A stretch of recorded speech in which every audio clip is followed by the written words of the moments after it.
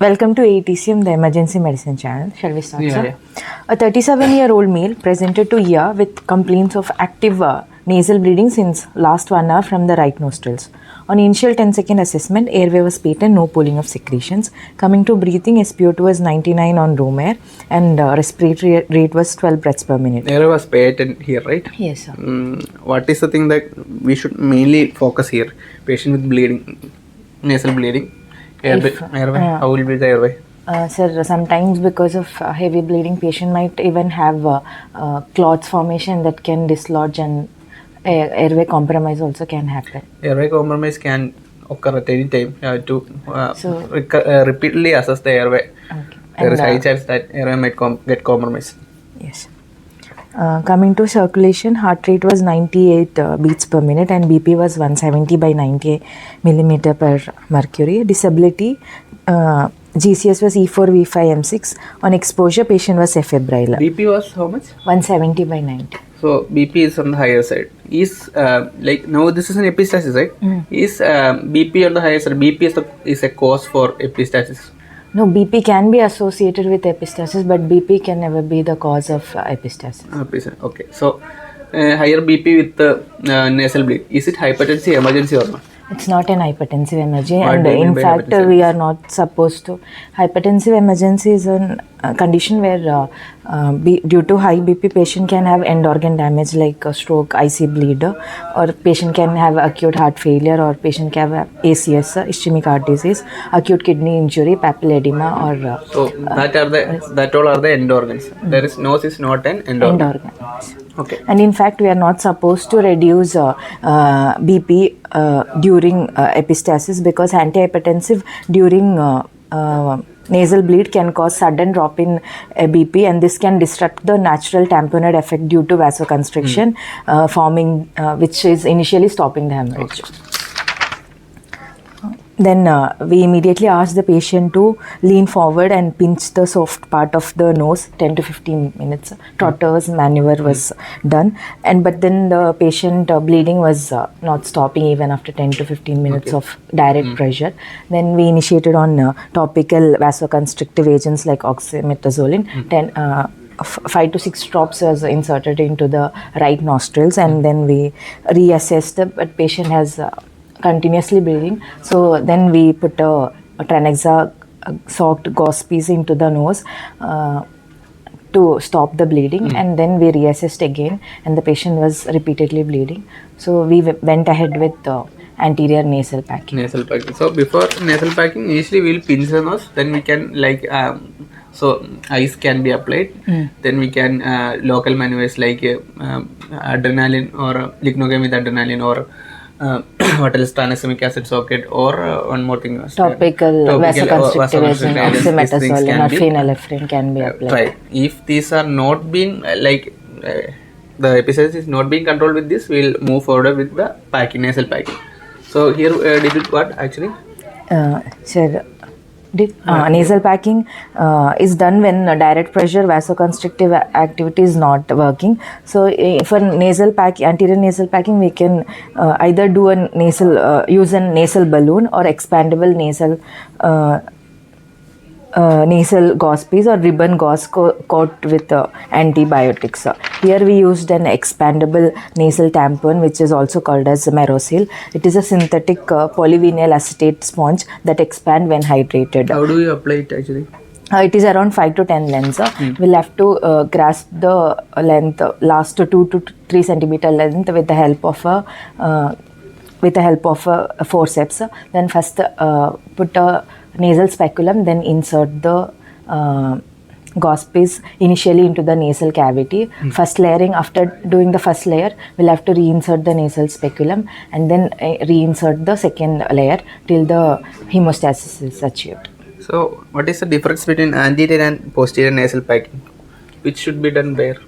If a patient comes with, according to algorithm, if a patient comes with nasal bleeding, first we'll do the normal maneuvers and packing direct pressure and vasoconstrictive agents. And if the bleeding is not reducing, then we'll use a rhinoscopy to see whether the bleeding point is visible or not. If it is anterior, then we can go at, if you are suspecting anterior and not suspecting posterior. Posterior cannot be suspected initially. Only if anterior nasal packing is not working, then only we'll suspect posterior. But there are some conditions where we have to suspect posterior, like patient is very elderly, or if the patient is on anticoagulants or antiplatelets, or if the patient, if the epistaxis is not controlled by the anterior nasal packing. So, anterior nasal packing is stand for anterior epistaxis. Yeah. So, what are the arteries involved in anterior epistaxis? Kisselbach's plexus, which include sphenopalatine artery, superior labial branch, which is a part of facial artery, anterior ethmoidal part, which is a part of ophthalmic artery, and sphenopalatine, which is a territory of maxillary artery, and greater palatine artery. So that's a little area, right? Yeah. So what about posterior epistaxis?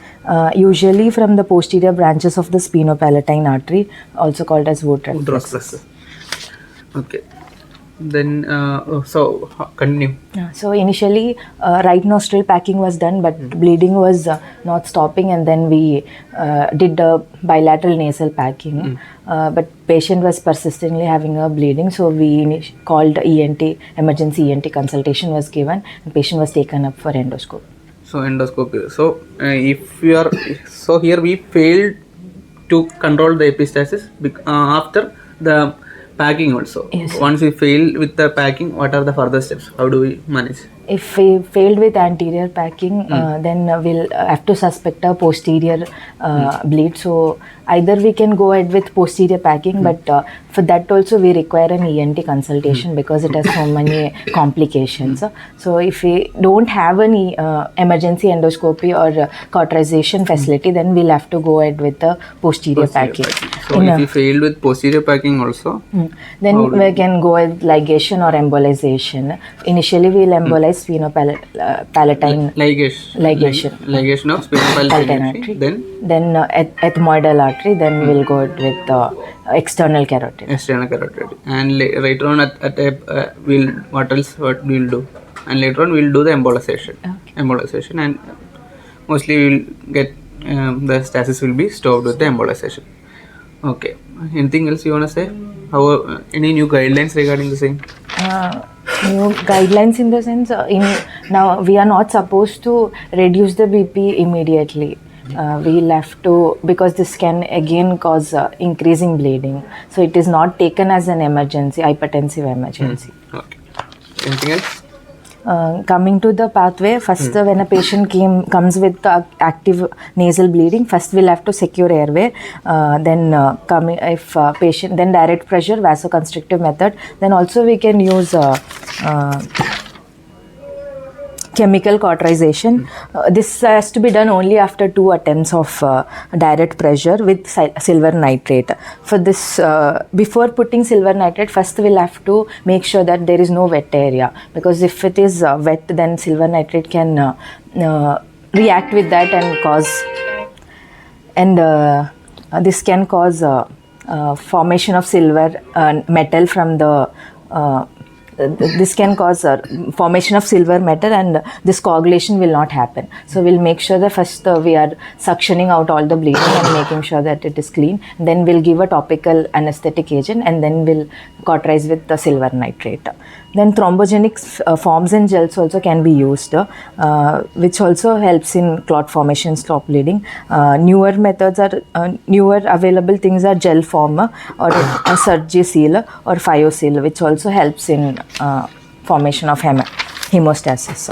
So when a patient comes with this, we can either first give direct pressure, vasoconstrictive agent, and all this whatever I told, and then we can go ahead. If not stopping, then we are suspecting, first initially we'll suspect an anterior bleed. So we can either go with anterior packing, then if patient's bleeding is not stopping, bilateral packing has to be done. If it is not stopping, then we are suspecting a posterior, and we'll have to inform ENT immediately. Then either go ahead with the posterior packing or direct endoscopy.